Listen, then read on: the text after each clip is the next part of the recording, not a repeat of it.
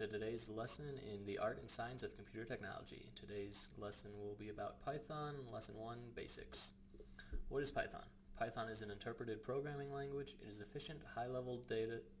efficient high-level data structures. It's object-oriented, dynamic typing, available on Windows, Mac OS, and Unix, and Linux, obviously.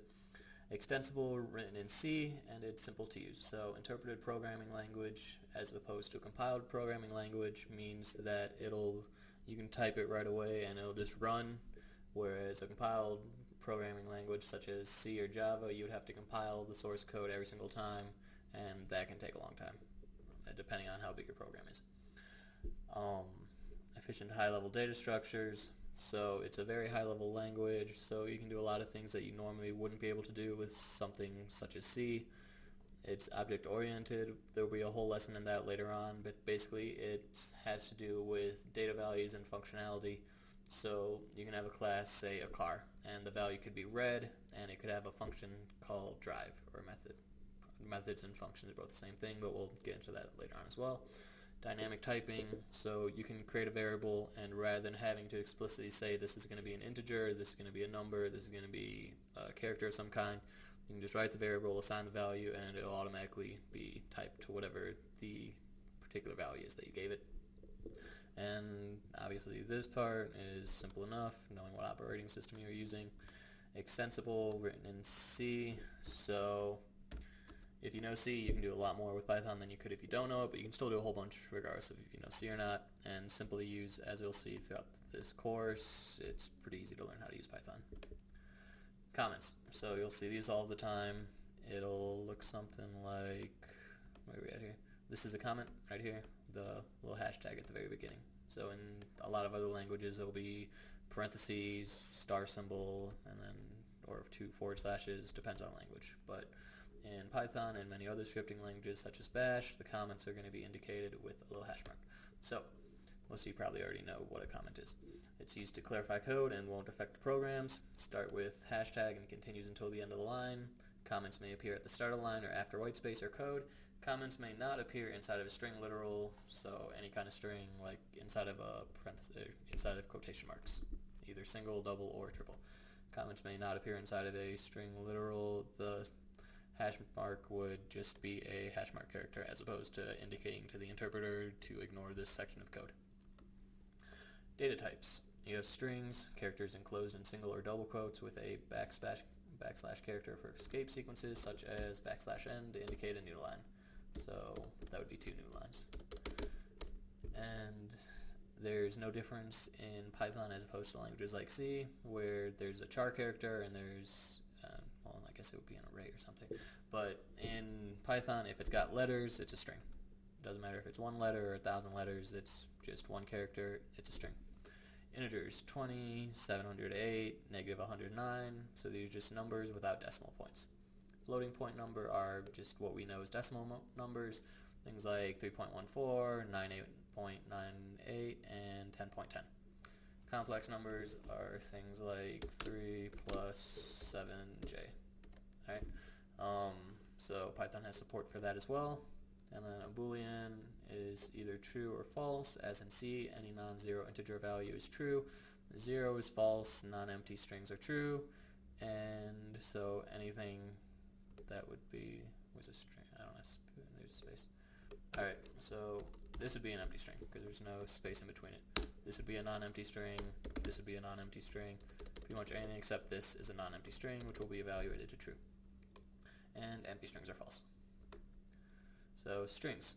Use raw strings to not interpret escaped characters. So if you wanted things like this printed, see where it says \s, \n.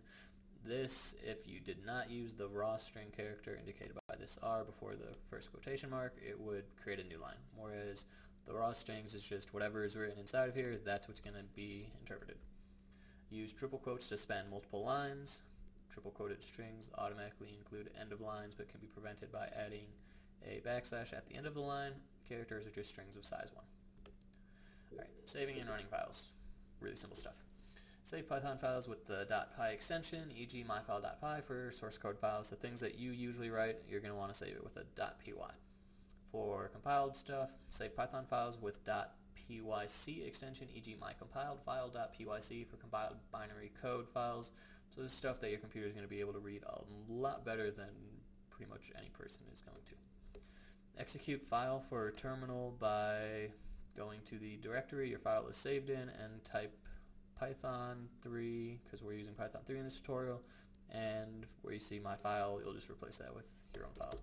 So you can have your file. Alright, or whatever you happen to name. If you're using an IDE, check for proper instructions for your given IDE. I don't really use IDEs, so I don't really cover those too much. Idle, the interpreter for Python. For quickly testing code, so if you got something that you want to just check out real fast, see if it works or not, you can just go in that rather than opening a new text editor, saving all that, and running through all the whatever else you're doing, or waiting for IDE times to load, and whatever else you got going on. Alright, so you got the 3 triple arrows are going to be for the primary prompt for the next command, and then you have the ... for the continuation lines for multi-line constructs like if, while, for, kind of loops, and all that kind of stuff. Alright, so additional resources, docs.python.org/3 if you want to read the documentation for Python 3. Really good stuff on there. I recommend maybe not starting with that, but definitely read it at some point early on. And github.com/Python. If you want to read the actual source code for Python, go ahead and study up on this stuff. Also very good read. StackOverflow.com, a Q&A message board kind of thing basically. So you can just ask your questions. Chances are any questions that you're going to have, especially early on, they already have answered. So you can just go search there and you should be able to find everything you need to know. Alright, so here's a simple source code file.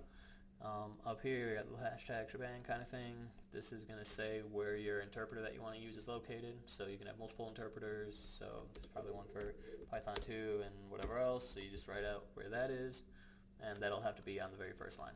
And then here we have some comments. I usually kind of like to keep it somewhat templated. So here's these comment for the hashtags. So everything after here is going to be completely ignored by the interpreter. So here I got the project name. I have the file name. I find this is usually pretty helpful just to have the file listed just in case. And if you really want to quickly reference it, it's always at the top of the file. Purpose, course material, notes, anything else I need to write, I have there.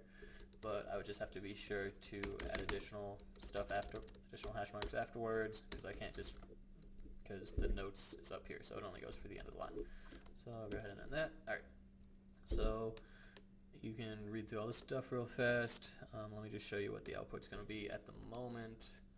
We got this, so it'll print out the quote at the top. The way to become rich is to put all your eggs in one basket and watch that basket by Andrew Carnegie.